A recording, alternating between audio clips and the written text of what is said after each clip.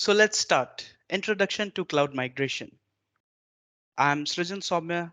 I'll be taking this session today and we'll jump right into it. So, introduction part. Cloud migration is basically the process of shifting digital business operations into the cloud to reap the benefits delivered by a successful digital transformation. Cloud migration is quite similar to a physical replacement, except it constitutes of applications moving data and IT processes from data centers to some other data centers in place of packing up and moving physical commodities. Quite similar to shifting from a smaller office to a larger one, cloud migration requires quite a lot of preparation and work in advance, but generally it ends up being worth the effort, resulting in great flexibility and cost savings as well. This in turn relieves the IT staff from labor-intensive tasks bearing low value and allow them to focus on high-impact projects and innovation. Additionally, switching to modern technologies would dramatically reduce cost and complexity. Finally, with almost unlimited scalability at your disposal, applications can scale up and they can scale down on demand while you only pay for what you consume. So this is the best part. You only pay for what you consume. This enables you to sustain a continuously right-sized cost profile. It also helps in acceleration of development and it reduces the procurement cycles. Now that introduction part is done, we'll discuss about what is on-premise or on-prem. Let's learn about on-prem. So the on-premises refers to IT infrastructure, hardware and software applications that are hosted on-site. This contrasts with IT assets that are hosted by public cloud platform or remote data center. In general, businesses have more control of on-premises IT assets by maintaining the down performance, security and upkeep, as well as the physical location. But it has its downsides as well, which we'll discuss later. Many legacy and traditional data center resources are on premises. Though there has been a huge shift to migrate IT assets to the cloud in recent years, or even creating some hybrid environments that use a mix of cloud and on-premises solutions. Especially in sectors like finance or healthcare, companies have strict data protection requirements, and with on-premises, sensitive data can be protected more efficiently from unauthorized third-party access since the company itself manages the data and internal processes and all the infrastructure is on site. Now that we've gone through the on-prem part, let's talk about some advantages, disadvantages, everything about on-prem. So let's start with the benefits. Since on-premises solutions can operate without the internet, monthly internet costs are also reduced drastically. On-premises solutions are not accessible or vulnerable to third parties. Thus, they ensure better security. The third point, upgrades, management, and modification of server hardware are dependent on IT personnel that in the company, and thus they eliminate the need to rely on others. On-premises software solutions allow organizations to customize and configure the data within the software and bend it to their needs, which in turn offers better control. Now let's talk about some disadvantages of on-premises solutions. See, the deploying, the managing, and maintaining on-premises servers requires additional skilled IT support staff, which in turn increases the cost. So additional IT support is required here, as you can see in the first point. The next point, the initial capital investment required for on-premises solutions is really huge. So are the maintenance costs for hardware upgrades, software patches, and licensing requirements. So you get, if your organizations operates in regulated sectors, then there might be some industry compliance issues to worry about. Most cloud solutions are made with compliance in mind, and to do the same with on-premises solution, it will require huge amount of effort.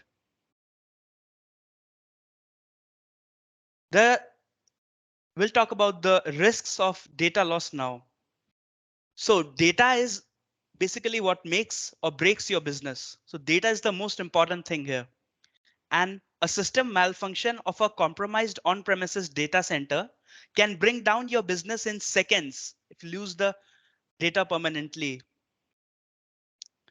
And last but not the least, the limited scalability. If you see a huge surge in business operations, there's no way to scale up the infrastructure quickly and scale it back down if the business operations subside. This limited scalability is one of the biggest factors to consider when deploying on-premises solutions, which in turn gets solved by cloud, as we'll see later in the session. Now that we've discussed about on-premises, the advantages, the disadvantages, everything, we'll shift to cloud. So, which brings to the question, what is cloud? Cloud computing is a general term for anything that involves delivering hosted services over the internet. These services are divided into three main categories. These categories are infrastructure as a service, platform as a service, and software as a service. We'll look into these, but let's first discuss about what cloud computing really is. So it is the on-demand delivery of IT resources on the internet with pay-as-you-go pricing. So pay-as-you-go pricing is the main feature here. And instead of buying, owning, and maintaining particular physical server data centers and servers as well, you can just access technology servers such as computing power, storage, and databases, everything on a needed basis from a cloud provider like Microsoft Azure. A cloud can be private or public. A public cloud sells services to anyone on the internet. A private cloud is an exclusive network or a data center that supplies hosted services to a limited number of people. And these limited number of people with certain access and permission settings. So private or public, the goal of cloud computing is to provide easy, scalable access to computing resources and IT services. Cloud infrastructure involves the hardware and software components required for a proper implementation of a cloud computing model. Here, the cloud computing can also be thought of as utility computing or on-demand computing. Even the name cloud computing, it was inspired by the cloud symbol that's often used to represent the internet in flowcharts and diagrams. Okay, benefits of cloud. But before discussing the benefits of cloud, first look into the types of cloud computing services. So as we discussed earlier, I told you about infrastructure as a service, platform as a service, and software as a service. We'll talk about them. Infrastructure as a service or IaaS providers such as Azure, AWS, and GCP. They supply a virtual server instance and storage as well as application programming interfaces or APIs that lets user migrate workloads to a virtual machine. Users generally have an allocated space capacity and they can start up, stop, access, and configure the VM and storage as desired. The infrastructure as a service cloud model is closest to a remote data center for business users. Now let's talk about PaaS, platform as a service. In the PaaS model, cloud providers host development tools on their infrastructures. Users access these tools over internet using APIs. They can also access us using web portals or any gateway software as well. So the platform as a service is basically used for general software development, and many platform as a service providers host software after it's been developed already. Some common PaaS products are Salesforce Lightning Platform, then AWS Elastic Beanstalk, and even Google App Engine. Last but not the least, SaaS, software as a service. It's a distribution model that delivers software applications over the internet. These applications are often called web services, and users can access these web services from any location using a computer or even a mobile device that has internet access. So only internet access is required here for accessing. In the SaaS model, users gain access to application software and databases. One common example of SaaS application is Microsoft 365. We use Microsoft 365 for productivity and email services. Now we can talk about cloud computing deployment models as well. We have the time. We'll talk about that. So private cloud services are delivered from businesses' data center to internal users. With a private cloud, an organization builds and maintains its own underlying cloud infrastructure. Common cloud technologies and vendors include VMware and OpenStack. So you must have heard about VMware. Now let's talk about public cloud model. So in a public cloud model, a third-party cloud service provider or a CSP, they deliver the cloud service over the internet. Public cloud services are sold on demand, typically by the minute or hour, though long-term commitments are available for many services. Customers only pay for the central processing unit cycles, storage, or the bandwidth that they consume. Again, apologies. Here we are only paying for what we use. Some leading public CSPs include Microsoft Azure, of course, AWS, IBM, and even Google Cloud Platform or GCP. Oracle is also there. A hybrid cloud is a combination of public cloud services and an on-premises private cloud. Companies can run mission critical workloads or sensitive applications on the private cloud and use the public cloud to handle workload bursts or spikes in demand. So if you use this hybrid cloud, you'll get best of both worlds. Now that we've discussed in depth about cloud, we'll now talk about the benefits of cloud or the advantages and disadvantages as well. So let's start with the advantages. Cloud servers are managed by third parties, thus reducing the responsibilities of IT staff when it comes to implementation, patches, updates, etc. So it in turn reduces the IT staff's responsibilities. Then with cloud servers, you can access your data from anywhere at any time, which in turn maximizes productivity and efficiency. So there's no bound to from where you can access your services or at what time. So you are free in that perspective. Now, cloud storage just requires monthly operation expenses and no upfront costs.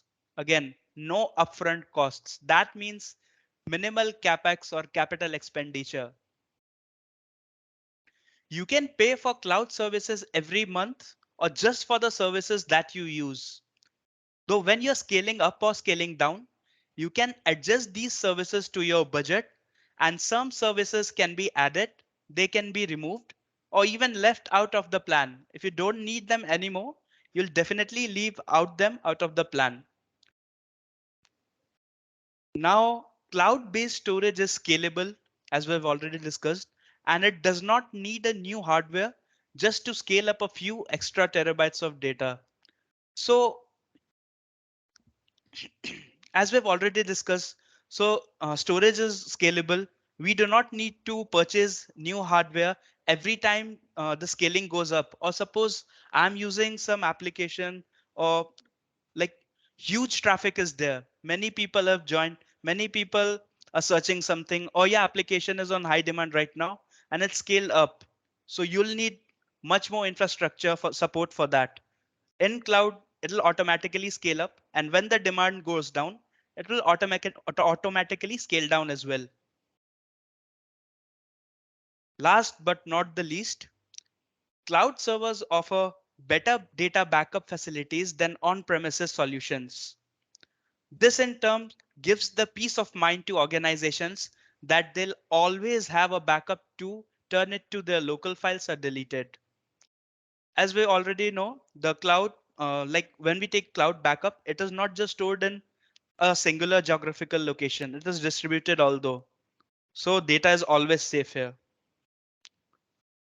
Now let's talk about the other side of the coin, or the disadvantages of cloud. It has many advantages, but it has some disadvantages as well. Let's see them one by one. So the first one, rapid cost increases. You can see on the screen. The scalability of cloud service is rapid, and costs can increase unknowingly when scaling up services or servers. The next one, a bad internet connection causes delays and frustrations, resulting in bad cloud user experience. So the user experience is like connection dependent here. You can see the second point here. A bad internet connection can potentially knock out your access to sensitive files. So connection based access is there. There's one more point I'd like to talk about, that is security or lessen security here. When you're working with cloud server vendors, that means that you are entrusting the management of your data to another party. Therefore, you could run the risk of unauthorized access to your data. So that is a real thing. And last but not the least, limited features. See, most of the cloud providers tend to offer just the basic cloud services in their minimum packages. As you can see in Azure, AWS, GCP, there are always like packages defined for utilization of services. In the basic or the free package, you'll see that there are limited features. Now that we have already talked about disadvantages, advantages, everything of both on-prem cloud, we can start with migration. Okay, there's this on-prem versus cloud. As you can see, when you use on-prem, you face high hardware cost because capital expenditure is much more here. Medium backup costs because you'll have to store take backups monthly, quarterly, whatever the time duration you take your backup, and you'll have to store it yourselves, and you'll be the sole person responsible for it. And there's maintenance cost as well, because there's always maintenance cost when you use like on-premises infrastructure versus the cloud infrastructure. Low hardware cost because like you're not buying the hardware itself or any infrastructure. Backup and recovery cost is like quite low because here you have some like storage is divided into many categories. We'll see it later. And there's also some sort of security compliance here. So you'll get like better security here. Now we've come to migration. Before talking about anything else related to migration, let's understand the 6 R's of migration. I'd like you to I'd like you to know one thing, that every cloud migration is going to be unique. Each cloud migration is going to be unique. And that these 6 R's, which are displayed on the screen, as you can see, these strategies are not meant to be definitive or mutually exclusive. Keeping that in mind, let's talk about all of them one by one. Let's start with rehost. So rehosting is also called lift and shift. And lift and shift is just what it sounds. Lifting servers or applications from their current hosting environment, which is generally going to be on-prem, and then shifting them to infrastructure in the public cloud and then rehosting them. The lift and shift strategy is a very common strategy for organizations which are starting out in the migration journey. There are significant benefits of to running servers on the scalable pay-as-you-go infrastructure of a cloud platform. It's a relatively low resistance migration strategy, and it's actually a great strategy for working backward from a fixed constraint or a hard deadline. For example, if we need to get something off on our current infrastructure by November, because we know that it's not going to be able to deal with the input of our October sales, in practice, the application server will be exported using a third-party export tool like VMware's vCenter. You can use that. Yes, you can use any sort of visualization service and create an image, and that's exported and imported into a cloud computing service. We can containerize things. The process is like relatively simple. It doesn't require a lot of technology, and it doesn't require a lot of expertise as well. Now we'll talk about the second R, the replatform. Hmm. The second option is just replatforming. And this is where we modify what we lifted and shifting from the previous part. Replatforming involves making some optimizations to applications during the migration stage. And if we do that, keep in mind that it requires some programming and input and some programming input and expertise.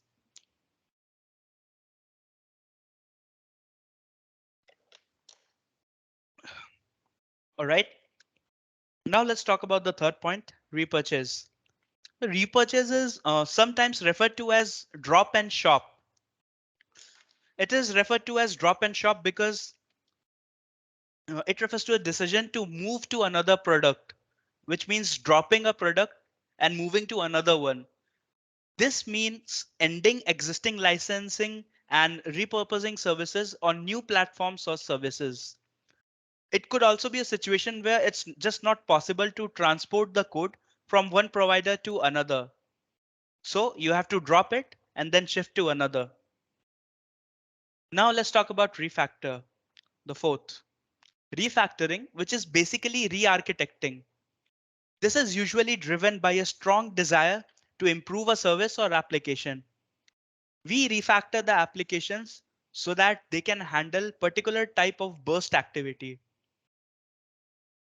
The refactoring is like, it's not a mission critical. So if you're not dealing with a mission critical service, then it could be done during the migration stage otherwise, because it's most likely better to complete this in a later phase of the project. So if you're not in a hurry, then this step would be taken after you've already reached the migration phase. Now let's talk about retain. The fifth strategy is to retain. You may want to retain portions of your IT portfolio because there are some applications that you're not ready to migrate and you feel more comfortable keeping them on premises. Or maybe you just need to do so for some sort of compliance reasons. There could be compliance reasons for retaining. Last but not the least, let's talk about the last strategy, retire. Retiring services. This strategy involves identifying assets and services that can be turned off so the business can focus on services that are widely used and of immediate value. Widely used and immediate value services. This is a really interesting approach because you can just start to look at your applications quite differently here. Now that we've talked about the 6 hours of migration, let's move ahead. Cloud migration phases in Azure. Here we'll talk about like phases in Azure, not GCP, not AWS right now. We'll talk about Azure cloud migration phases. So Microsoft generally recommends a 4-step migration process for migrating to Azure. The first one is discover. In this, you catalog your software and workloads. The second one is assess, categorize your applications and workloads. The third one is the target. As you can see on the screen, it generally deals with identification of destinations for each of your workload. Last but not the least, migration, the actual move. Let's take a closer look at these four one by one. The first one, discover. So discovery generally involves identifying all existing workloads and applications in your infrastructure so you can prepare them for migration. It's an extensive and tedious process, but it really is critical to success. Missed applications and workloads can become headaches later on. So you'll definitely want to make sure that your application inventory is complete and it's up to date.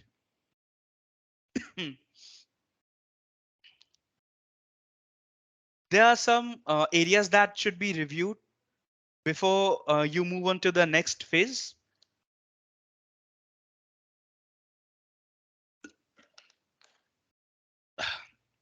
Apologies. So these areas, we'll talk about them one by one. The first one is virtual networks. To maintain the same data center performance, you have to analyze your on-premises workloads in your existing virtual or physical environment. And after you've analyzed them, you have to compare them to the equivalent resources in Azure. This was the virtual network part. Now we'll talk about the storage solution. See, purchasing new storage every time you reach capacity is a constant burden. It really is. But there are a few types of Azure storage that you can consider depending upon the nature of your data.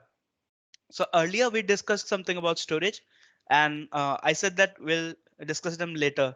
So now we'll discuss something about storage and like the types of storage and everything. So the first categorization is standard versus premium storage. The regular Azure storage has a certain IOPS maximum for each virtual disk. In this, the premium storage delivers high performance, low latency disk support for virtual machines, that too with high IOPS. And the premium one also, like gives sufficient IOPS, but the standard one gives sufficient IOPS, but the premium one is really high on the IOPS. Now we'll talk about hot and cold storage. What's a hot storage? What's a cold storage? So how you store your data in Azure? That depends on actually how often you or any user has to access it. A multi-temperature data management solution will definitely help you to conserve costs. Here, hot data requires fast storage, while the data that is rarely accessed is stored on the slowest storage and is called cold storage. So if you're choosing hot storage here, so you have to remember that the hot storage is generally chosen for the type of data that is frequently accessed. So the frequency of accessing is much more there. And for backups, whether it be like monthly, quarterly and everything.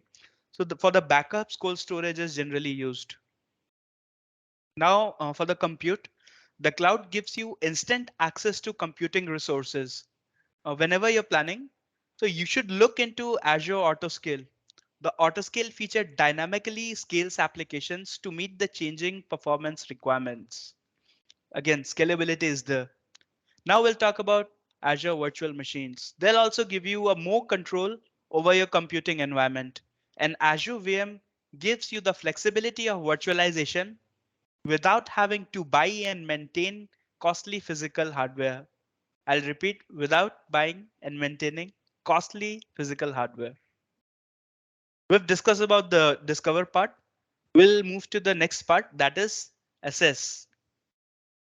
So once you have a better understanding of Azure products and how well they fit into your migration strategy, the time comes for evaluation of your existing infrastructure.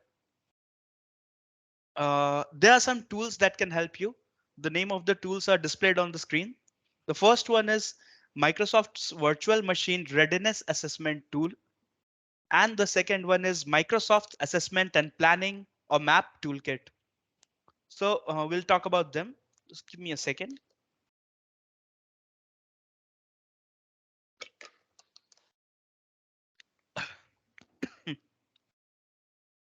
So Microsoft's Virtual Machine Readiness Assessment Tool. This tool automatically inspects your on-premises environment, whether it's a physical or virtualized one, and then it provides a checklist for moving your workloads to the cloud. The inspection is like The tool automatically inspects everything that is on your on-premises environment. It could be a physical on-prem or it could be a virtual. It'll still inspect everything, and you'll get a checklist for moving like to the workload to the cloud. And after this assessment, the tool generates a report that details the workload attributes and configurations that are ready to move, and what workload or attributes requires further investigation before the movement. So you'll be able to know what is ready to move, what is not yet ready to move, everything.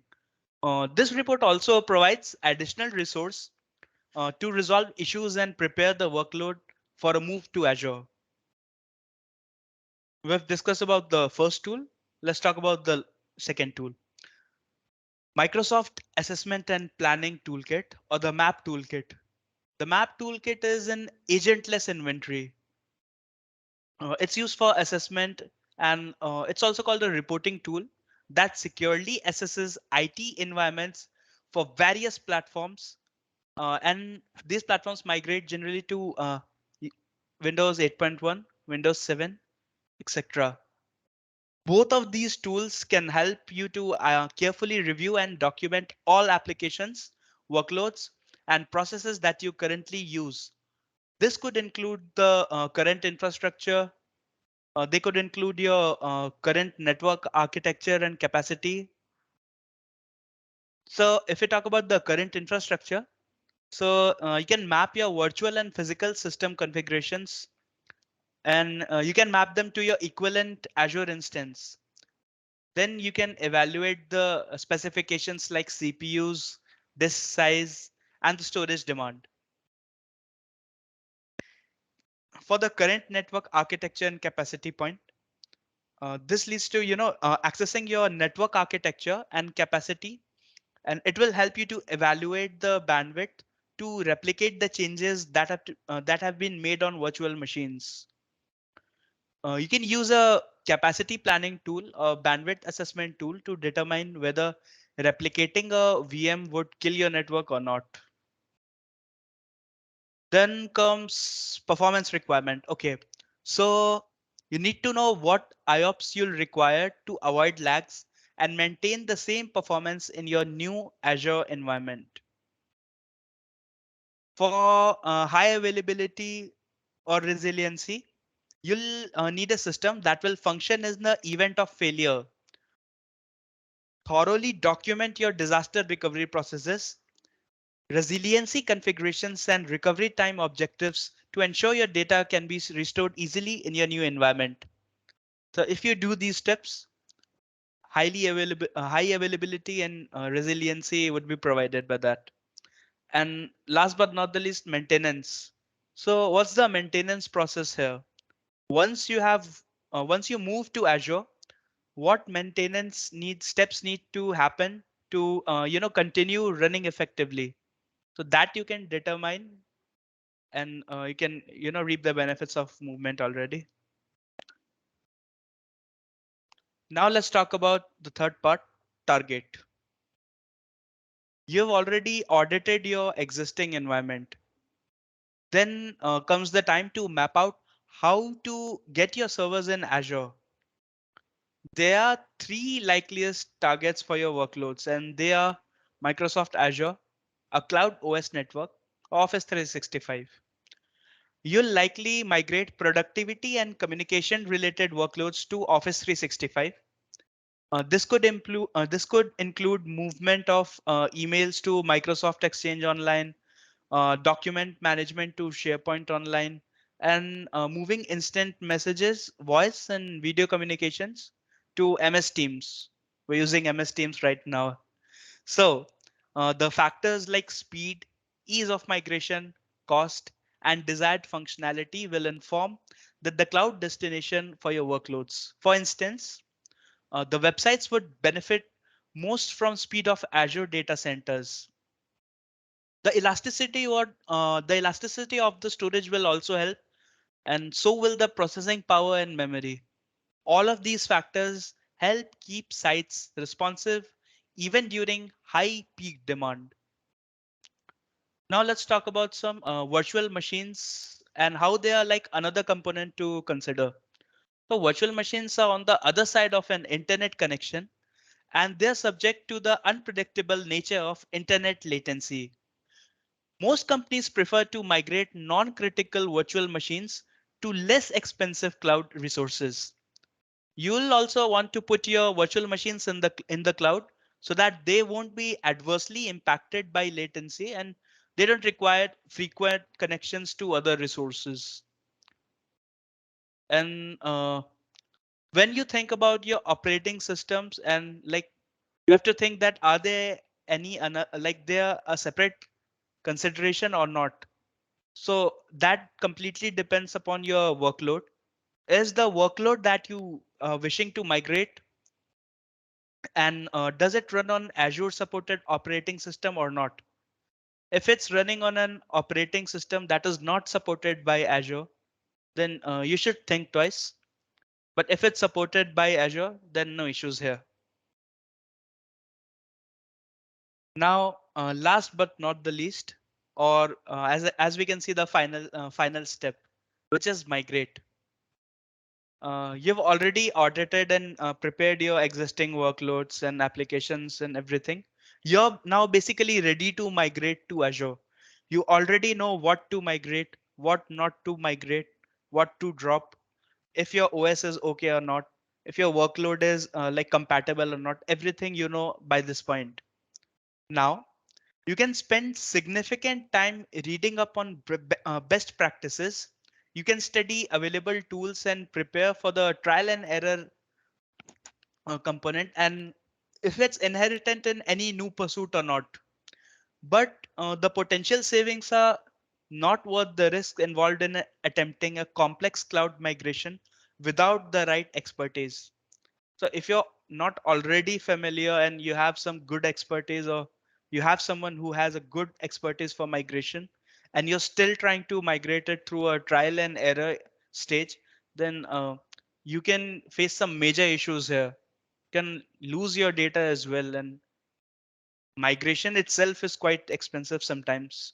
So you have to think twice.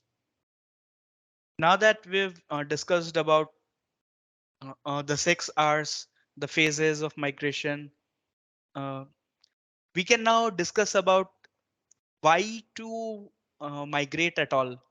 What are the benefits that we'll get out of it? Hmm, just give me a second.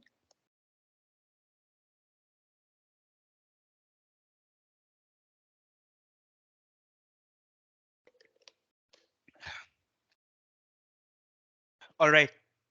So as you can see, there are many benefits of cloud migration. The optimized cost, flexibility, compliance, security, many benefits. So we'll discuss them one by one now. First, we'll see the optimized costs. So there's significant savings in resource maintenance and real estate costs. That too, in addition to the ability to optimize workloads so that they don't cost less to run. Then comes the flexibility and scalability part. Organizations pay only for the cloud resources that they use, meaning that they don't need to pay for and maintain IT assets that they may only use occasionally. Or even if you're using some storage on-prem for backup, so you have to pay for it, like you have to purchase the storage and everything. But if you're using cloud and you're using a cold storage for backups, then you'll have to pay a minimal fee for that. So, like you'll save lots of money there. The flexibility and scalability part, organizations usually pay for the cloud resources that they use. That means they don't need, okay, we have already discussed this part, I guess. And when the demand spikes or the organization needs more powerful compute resources, then organizations can alter their resources instantly on demand, which in turn gives us the scalability part or the scalability benefit.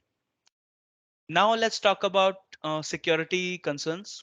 So many public clouds have built-in security features and specialized security tools to help ensure that an organization resources are protected.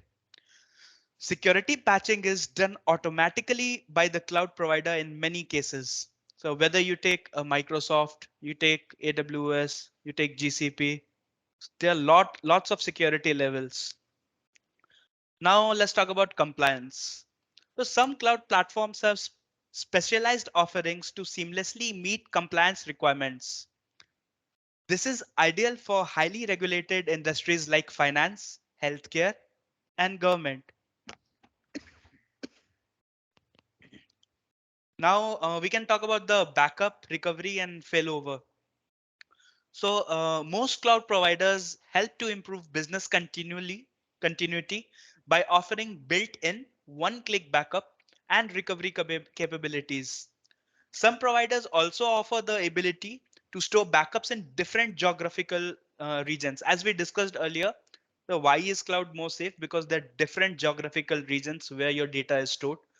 Thus, you will be certain that your data is protected at all times.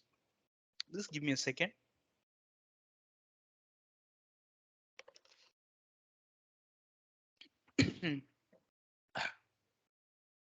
Last but not the least, simplified management and monitoring. So organizations can manage and monitor their on-premises data center and cloud resources from a single screen if the cloud provider offers a central management tool, which like Microsoft definitely provides. So we've already now that we've discussed the benefits of cloud migration, we'll move to the next point, that is challenges of cloud migration.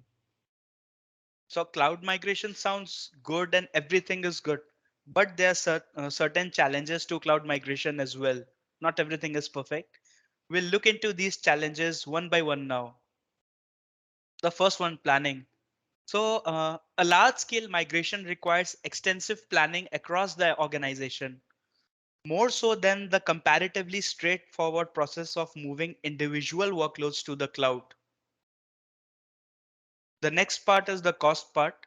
So while the cloud migration can improve the return of investment in both the short term and the long term, because like the capex is like almost nil or minimal, you can say, and the running cost is also low because after a certain point in time, if you're using on premise, so your infrastructure will get old, it can get disabled, anything can happen. So cloud would be a better option then. So the term migration itself will also cost you some time, money, and resource, but cost estimates for planning and implementing a migration are essential. And once you're done with it, you'll be happy. The next part is security and compliance. Although cloud providers offer a variety of security and compliance offerings, migration customers are responsible for implementing the right solutions for their needs. Organizations can build potential security and compliance considerations into their migrations during the planning. Now we'll talk about the business downtime. See, even though moving massive amounts of data to the cloud can be done very quickly, it still requires careful planning, and it still requires careful planning to minimize the downtime for businesses. Migrating in waves with a repetitive approach can actually help organizations to move to cloud, and it will be done in a more manageable amount of data over time, and the manner would be good. Now we'll talk about organizational adoption and training. So while IT professionals and developers will find that most of their current skills apply to the cloud, but some skill training is always needed. Last, migration partner or vendor selection. It's very crucial point for organizations that don't have the in-house expertise or even the capacity to plan and implement their migration. The partners are like invaluable resources. If you're selecting a migration partner or if you're selecting a particular vendor to help you through your migration journey, then you have to be careful while selecting your partner. And if you're thinking that, okay, no, you don't need a migration partner whatsoever, then you could be in risk because partners can be real lifesavers here. The right migration partner has the services and expertise and even the experience that will match the needs of the business considerations, and the migrating the organizational workloads would be much easier if you rely on them for help. Now that we've discussed some challenges of cloud migration, where it's time for the conclusion here.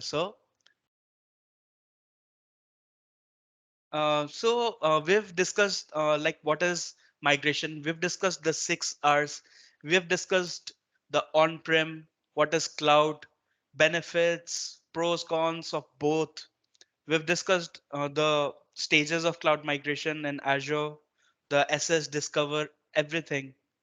So these were the just some major aspects of moving towards the cloud. So if your business is operating in a local network, then it's actually not possible to access your data. But when you move your business to the cloud, then you'll get all the benefits of the cloud. So you'll be able to access your data from anywhere, anytime. The provider will give you a management tool, then you'll be able for better insights and everything. I've prepared a case study as well. But before the case study, I'd like to show you. Let's just start with a migration process, the initials or the beginning of migration, and how it's done and all. So I'll be using Azure for this. So just click here, refresh it once. As you can see on the screen, the portal.azure.com, the Azure portal is opening right now.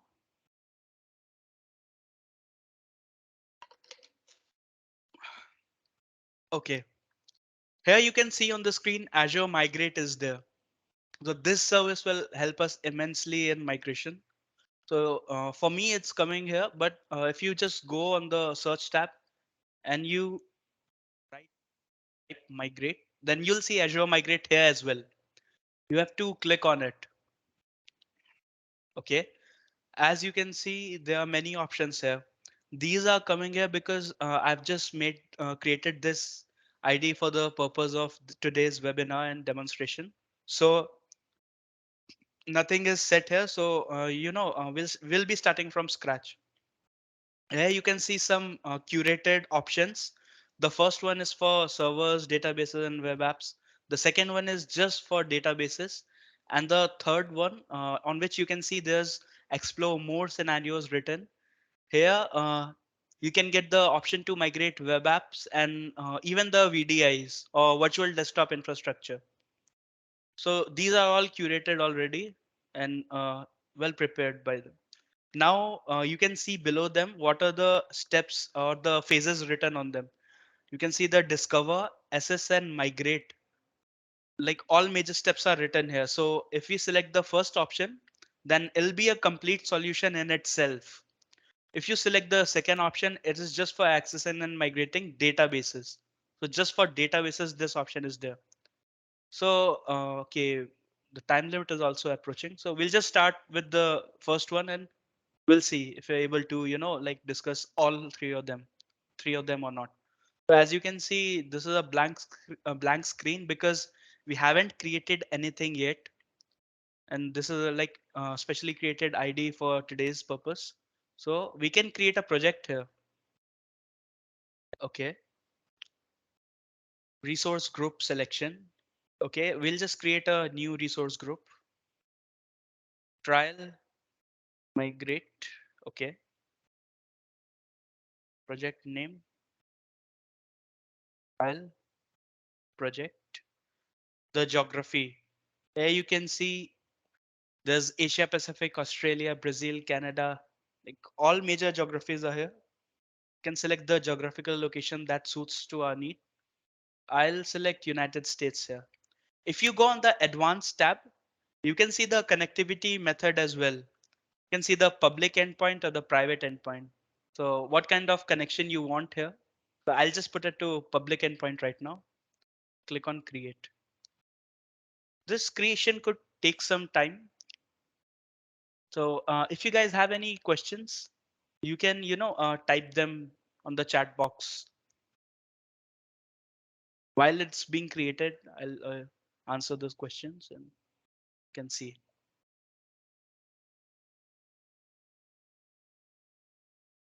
Okay.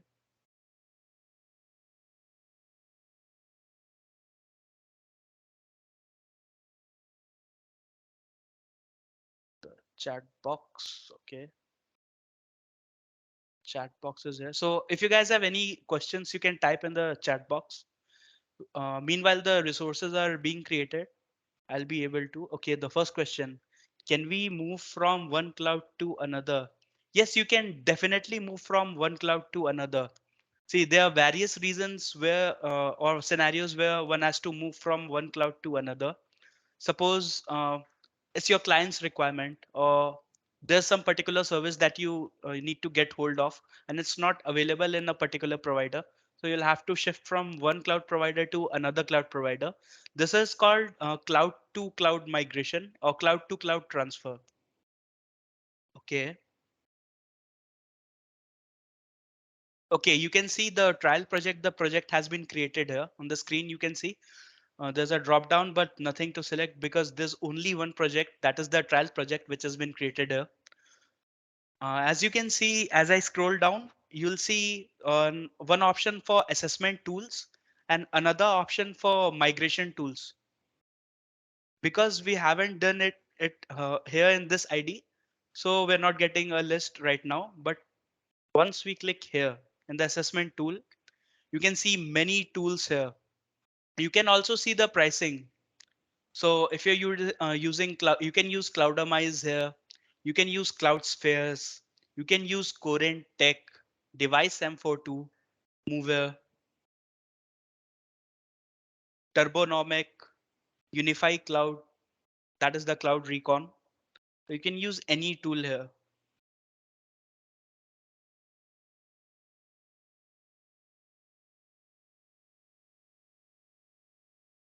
Similarly, for the second part of the migration tool selection, you can see a list here. If I click here, you'll be able to see many tools here which will help you in your migration journey, which are Carbonite, the Current Tech, Rackware's cloud migration tool, and the Zerto cloud migration tool as well. And the list is not fixed. The list, it keeps ever like it'll keep updating. More tools will keep adding on the list, and you'll be able to reap the benefits of the tool that you wish to select. Just for the sake of selection, the pricing is there. I'll select. I'll add tool. There's a Microsoft tool as well, but this is not displaying right now. No issues. Okay, it's deploying. Any other questions? Okay, there's one question. From where can we access our cloud resources? Okay, so if you mean geographically, then throughout the world you can access your cloud resources. You can access from anywhere. But if you meant to, like where to access the resources from, like in what way? So you'll be able to access them if you're using Azure, then you'll be able to access all your cloud resources through the Azure portal. If you're using GCP, then you'll be able to access all your resources from the GCP page, the GCP portal itself. You can also connect your Azure to the any IDE or development environment, integrated development environment like VS Code. You can connect your Azure to a VS Code as well, so that'll be helpful for you. Okay, we have selected Cloudamize here, discovery and assessment. Okay, select Carbonite here.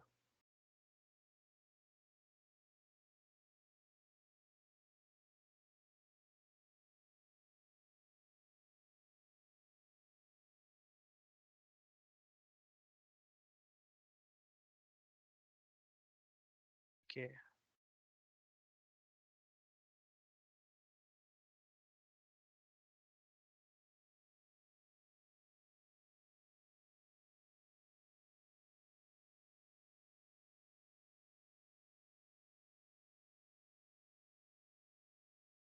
Okay, there's another question. Are there any cons of cloud? Okay, and something about the scalability.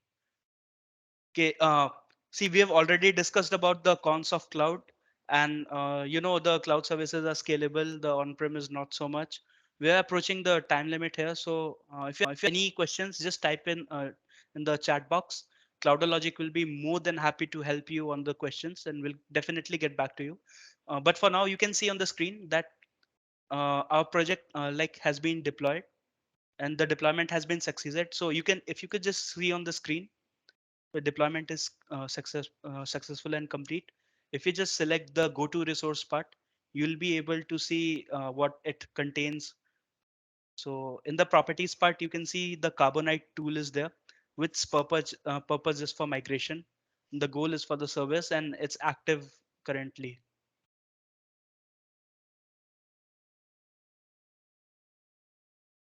If you just click on that, you can view this value using JSON as well. So we have already reached our time limit, I guess. But if you have any questions, we'll be more than happy to help you. And there's an example case study as well. So you can just like Microsoft actually helped Siemens Gamesa, the renewable energy firm, to help their migration goal as well. So I'd like to thank each and every one of you for joining, and let's talk soon. Thank